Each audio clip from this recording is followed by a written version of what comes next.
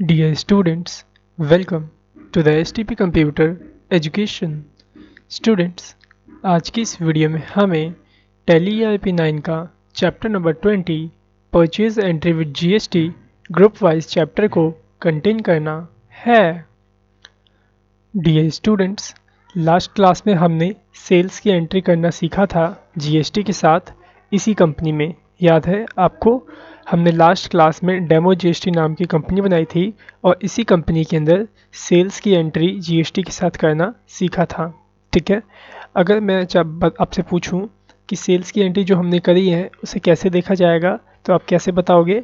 आप बताओगे हमें डिस्प्ले में जाना होगा, अकाउंट्स बुक में जाना होगा और सेल्स रजिस्टर को चेक करना होगा। तो यहाँ पे देखो, अप्रैल के मंथ में हमने क्या किया था, सेल करी थी, तो मैं यहाँ पे एंटर करता हूँ और यहाँ पे देखो हमने दो कंपनी को सामान बेचा था, एक ABC लिमिटेड को और एक XYZ को। ठीक है, इसमें से जो XYZ था हमारा, वो इंटर स्टेट का हमारी पार्टी थी, इंटर स्टेट की पार्टी थी, मीन्स हमारे स्टेट से दूसरे स्टेट की पार्टी थी, ये गोवा की पार्टी थी। ठीक है, इसलिए हमने इसमें क्या लगाया था, IGST लगाया था। ठीक है, और एक जो ABC लिमिटेड है, ये हमारी कहाँ की पार्टी थी, ये हमारी दिल्ली की पार्टी थी, मीन्स लोकल पार्टी थी। तो हमने इसमें कौन सा टैक्स लगाया था, CGST और SGST लगाया था।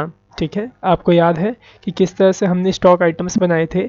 अगर नहीं याद है तो वापस से एक बार देख लीजिए। यहाँ पे जो बने हुए आइटम्स हैं मैं उसको आपको एक बार बना के दिखा देता हूँ या फिर से ऑल्टर करके आपको दिखा देता हूँ। यूनिट्स ऑफ मेजर आपने बना ही लिए थे। ठीक है, स्टॉक ग्रुप्स आपने बनाया था, आपको याद होगा, कंप्यूटर के नाम से।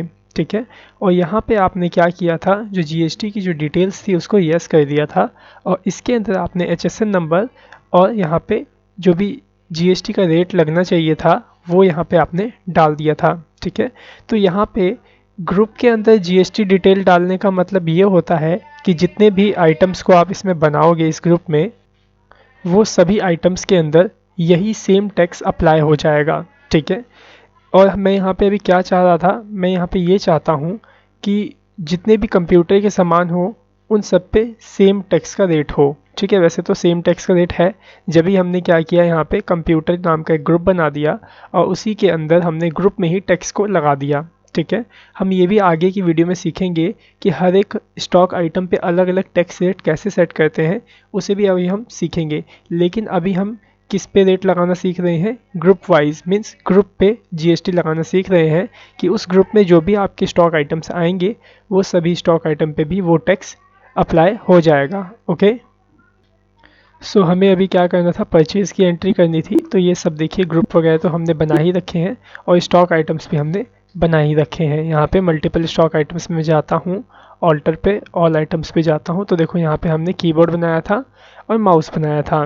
ठीक है, और हमने इसमें से 4 पीस या 5 पीस हमने सेल किया था। ठीक है, अब हमें यहाँ पे क्या करना है, परचेज़ करना है। तो परचेज़ हम किसको करते हैं, परचेज़ हम संडे क्रेडिटर्स से करते हैं। तो यहाँ पे आपको क्या करना होगा, संडे क्रेडिटर्स के लेजर बनाने होंगे। तो आप लेजर में आ जाओ यहाँ पे और संडे क्रेडिटर के दो लेजर बना लो। ठीक है, एक संडे क्रेडिटर आपके लोकल होना चाहिए और एक संडे क्रेडिटर आपका इंटर स्टेट का होना चाहिए, मीन्स आपके स्टेट का बाहर का। ठीक है, तो मैं यहाँ पे राम बना लेता हूँ। ठीक है, राम नाम का एक संडे क्रेडिटर, जिससे कि हम क्या करेंगे, सामान खरीदेंगे। ठीक है, यहाँ पे मेंटेन बिल बाय बिल को आप यस ही रहने देंगे। ठीक है, उसके बाद जो भी राम का एड्रेस वगैरह होगा आप यहाँ पे डाल देंगे। ठीक है, और राम जो होगा हमारे ही कंट्री का होगा और हमारे ही स्टेट का होगा। ठीक है, तो हम राम को क्या कर रहे हैं, राम हमारा कौन सा क्रेडिटर है, राम हमारा लोकल क्रेडिटर है। सो यहाँ पे मैं दिल्ली ही स्टेट इसके अंदर डाल दूंगा। क्यों? क्योंकि अगर हमें राम को लोकल बनाना है तो हमारी कंपनी भी तो को दिल्ली में ही है।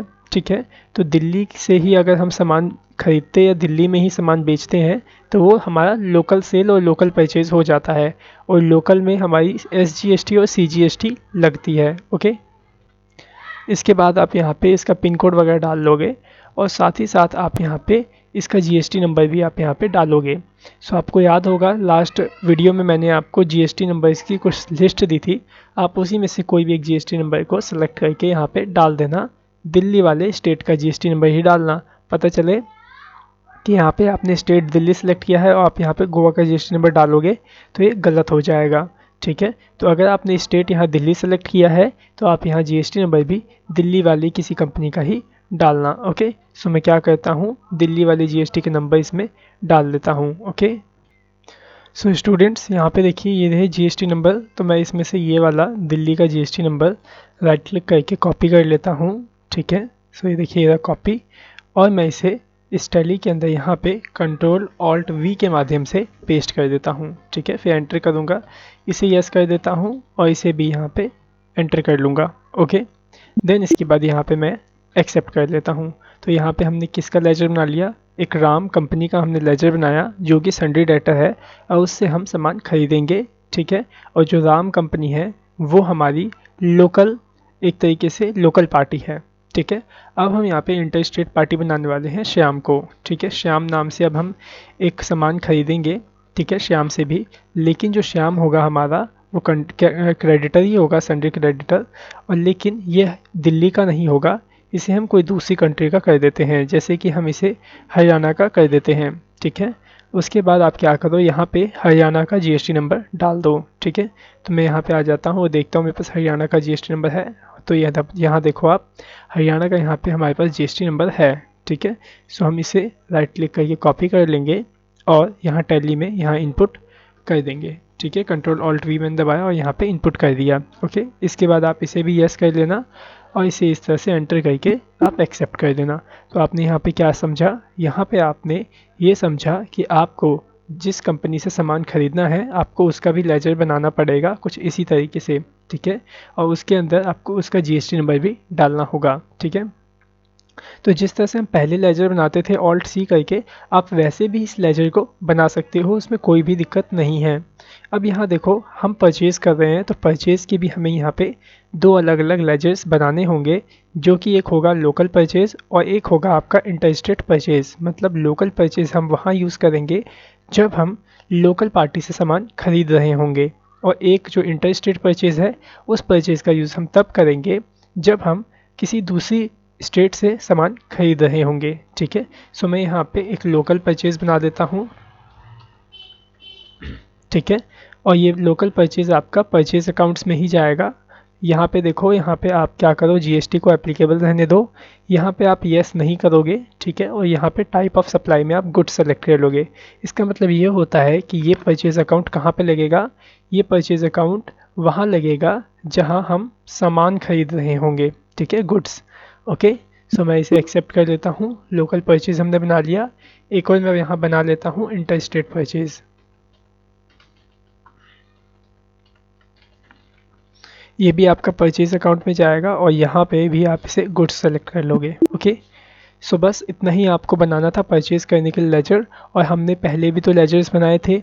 तो पहले हमने SGST, CGST और IGST ये तीनों लेजर्स ऑलरेडी हम बना चुके हैं, तो इसको बनाने की हमें ज़रूरत नहीं है। ओके, अब आ जाइए सिंपल से आप अकाउंटिंग वाउचर्स के अंदर, और अब बताइए परचेज़ कौन से वाउचर में करते हो आप, F9 में। तो F9 आप प्रेस करो।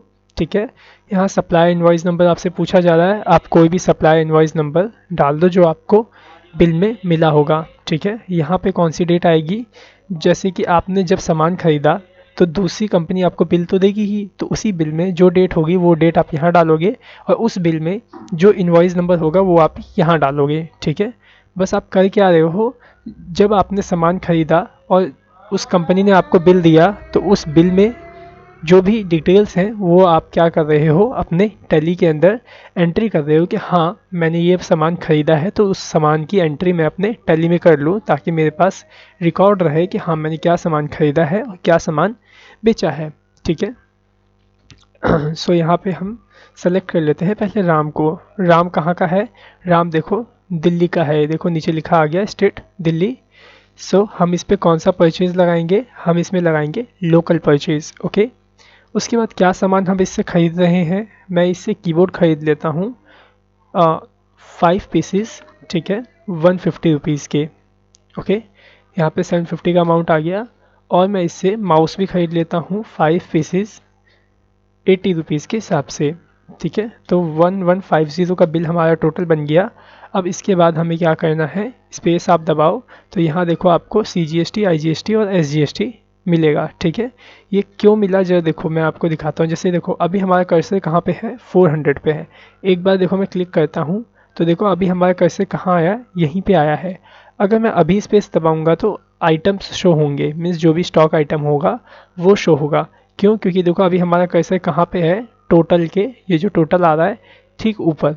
ठीक है, लेकिन अगर आपको टेक्स्ट वगैरह लगाना है तो टेक्स्ट के लिए आपका ये कर्सर जो है वो इस टोटल के नीचे होना चाहिए। तो आप एक बार फिर से एंटर करोगे तो देखो आपका जो कर्सर है वो टोटल के नीचे हो जाएगा। ये देखो जैसे कि मैं आपको दिखाता हूँ, यहाँ पे आप देख ही लो, क्योंकि ये अभी आ गया है तो इसलिए आपको दिख नहीं पा रहा होगा। लेकिन जब मैं यहाँ पे CGST सेलेक्ट करता हूँ तो यहाँ पे देखो आपका जो टोटल है वो टोटल के नीचे ही आपका CGST लगेगा और IGST लगेगा। ठीक है, तो देखो CGST यहाँ पे लग गया 103.50 पैसे, और उसके बाद आपका कौन सा GST लगेगा, SGST लगेगा, तो 103.50 लग गया। लेकिन अगर आप CGST और SGST की जगह IGST भी लगा दोगे तो ये आपका कैलकुलेट नहीं होगा। क्यों नहीं होगा, क्योंकि जो हमारा क्रेडिटर है ये कहाँ का है, दिल्ली का है। ठीक है, मीन्स लोकल क्रेडिटर है, और लोकल में कभी भी IGST नहीं लगता। ठीक है, सो हम इस IGST को यहाँ से हटा देते हैं, क्योंकि जब भी हम लोकल सेल या लोकल परचेज करेंगे तो उसके अंदर CGST और SGST को ही लगाएंगे। ठीक है, सो आई थिंक उम्मीद करता हूँ आपको समझ में आया किस तरह से परचेज करना है लोकल वाले क्रेडिटर से। अब यहाँ पे हम परचेज करेंगे इंटर स्टेट वाले क्रेडिटर से। तो श्याम क्या है हमारा, श्याम हमारा हरियाणा का पार्टी है। ठीक है, जिससे कि हम सामान खरीदने वाले हैं। सो मैं इसको भी एक्सेप्ट कर लेता हूँ यहाँ से, और यहाँ पे कौन सा परचेज लगेगा, लोकल परचेज या इंटर स्टेट, यहाँ पे लगेगा आपका इंटर स्टेट परचेज। ठीक है, फिर इसके बाद हम यहाँ से कीबोर्ड इससे ख़रीद लेते हैं 3 पीस 150 रुपीज़ के। ओके, और माउस ख़रीद लेते हैं 3 पीस 80 रुपीज़ के। ओके, इसके बाद मैं यहाँ देखो नीचे आ गया, और ये देखो सबसे नीचे आया हूँ जहाँ मेरे को टैक्स लगाना है। और देखो जहाँ मैंने टैक्स लगाना है तो जो कर्सर आया है टैक्स वाला वो कहाँ आया है, टोटल के नीचे आया है। ठीक है, अब मैं स्पेस दबाऊंगा तो यहाँ देखो मेरे पास CGST SGST IGST वगैरह ऑप्शन मिल जाएगा। ठीक है, अगर देखो मैं यहाँ CGST लगाऊँ तो देखो CGST काम करेगा, नहीं काम करेगा। क्यों, क्योंकि जो श्याम है हमारा वो कौन है, हमारा इंटर स्टेट पार्टी है। ठीक है, मीन्स बाहर की पार्टी है, दूसरे स्टेट की पार्टी है, तो उसके अंदर हम CGST नहीं लगा सकते। उसमें क्या लगेगा, आपका IGST लगेगा। तो आप IGST लगाओ, देखो आपका यहाँ IGST जो है कैलकुलेट होके आ गया। ठीक है, बस अब आपको क्या करना है, इसे एक्सेप्ट कर लेना है।